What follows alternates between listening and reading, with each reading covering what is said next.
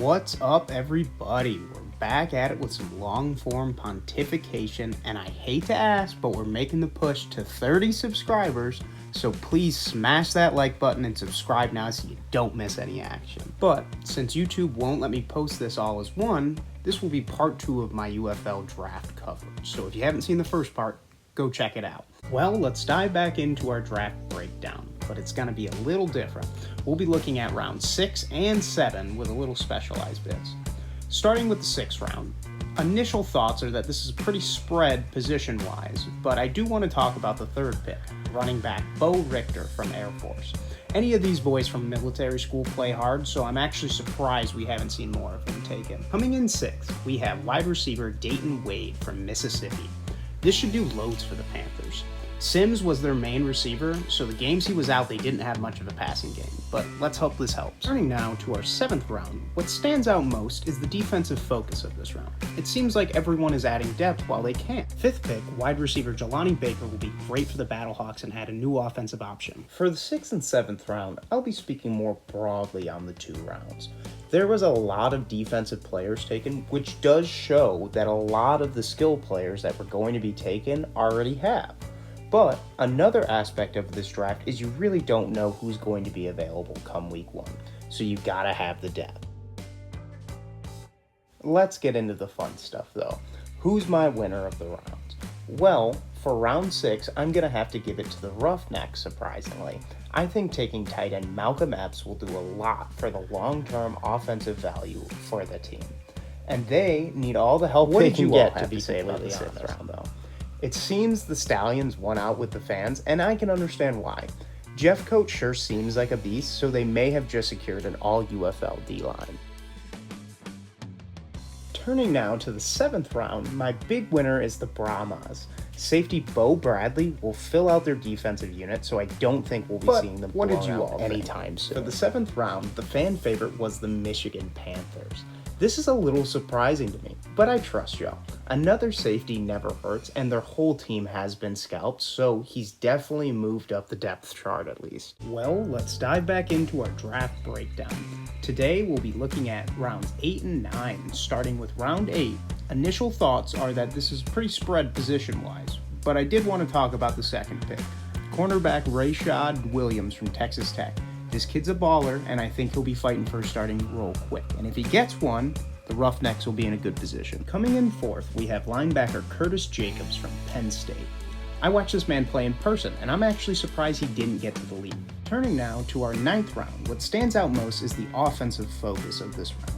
Except for the cornerbacks, they're all offensive players. Focusing in on the 4th pick, quarterback Tanner Mordecai from Wisconsin should tear up the league if he ever gets a chance to start. The 8th and 9th rounds are where we transition to what I like to call the dreamer rounds. A lot of the players taken more than likely won't make it to the UFL.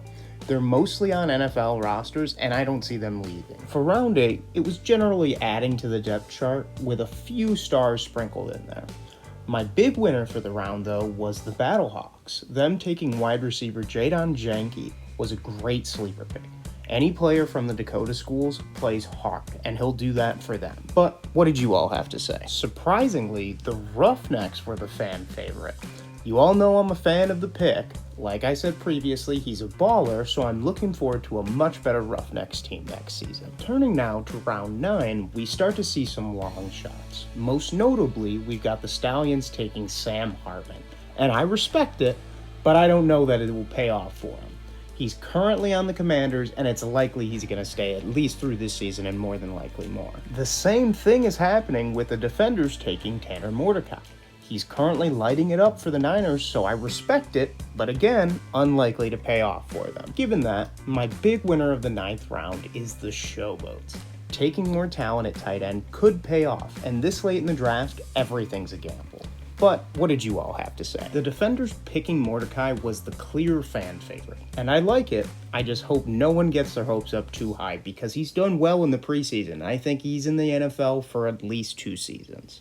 Well, let's dive back into our draft breakdown for our final round analysis. What most surprised me about round 10 was how many wide receivers were taken. The scouting reports must have been super deep for the teams. But let's talk about our first pick. Wide receiver Mason Tipton from Yale is a nice pick and should fill the void of Davis's signing. So, now I'm hoping the Showboats can get their quarterback room figured out so he can help them light the skies. Next, I wanted to focus in on our 5th pick, cornerback Miles Jones from Duke.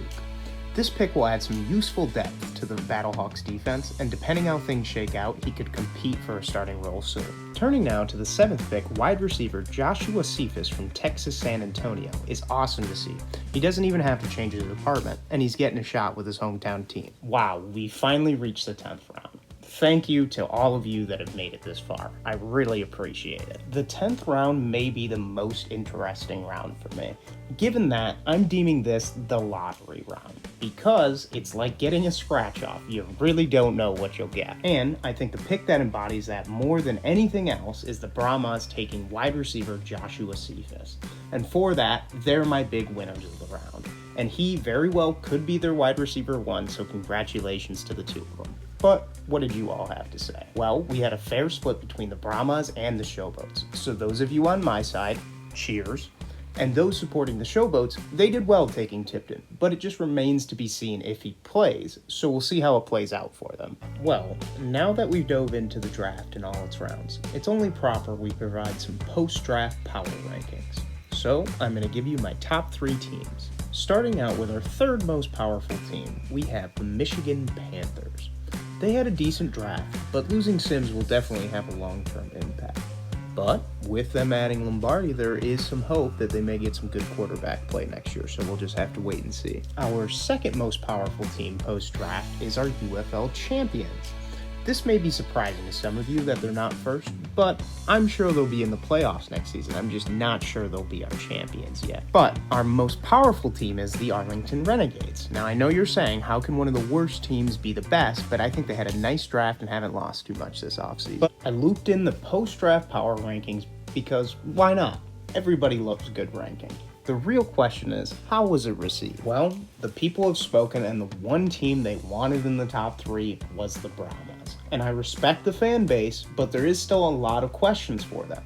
But they have made it out all right with preseason losses, while teams like the Panthers were devastated. So there is potential. Well, now that we've done our post-draft power rankings, it's only proper we provide some post-draft power-less rankings. So I'm going to give you my bottom 3 teams.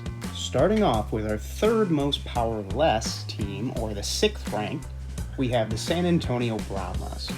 All I'll say is having a sloppy season and then getting shut out in the championship begs the question if the whole season was a fluke. But our 2nd most powerless is the DC Defenders. And I'm only putting them here because they've lost a lot of talent to the league in the offseason, and their offensive line still has some question marks heading into this next season. Well, the one you've all been waiting for, our worst team is the Houston Roughnecks. They really had a sloppy season, so there will be a lot of pressure on them to win this year. Since we've got a power rankings, I've got to do the power less rankings. And honestly, for the team's sake, I hope my picks don't prove true, because I want to see the underdog storyline all the way into the playoffs. But what did y'all have to say, though? It was actually unanimous that the Showboats should be in our power less rankings, and I can understand that. I just feel they've had a really good offseason, so if they were to be on the list, they need to be the 3rd most powerless. Given that, y'all are really not going to agree with this next part. But I'm going to give you my final 2 picks to fill out my post-draft power ranking. So, starting off with my 4th most powerful team, I'm going to have to give it to the Showboats.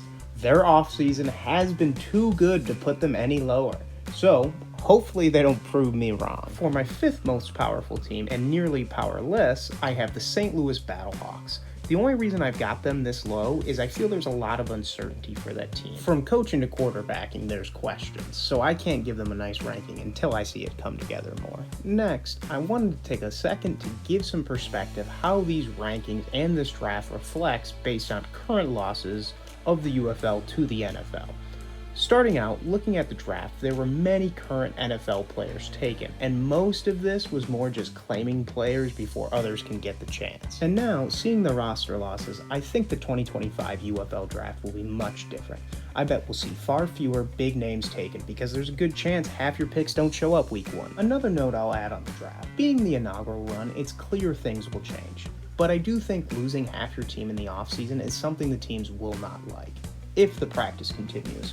So the league will need to get a handle on that sooner than later. I think adapting a draft similar to the WNBA that's closer to the start of the season would be beneficial. And with the NFL out as a fundamental feature of the league, there will always be losses to the NFL.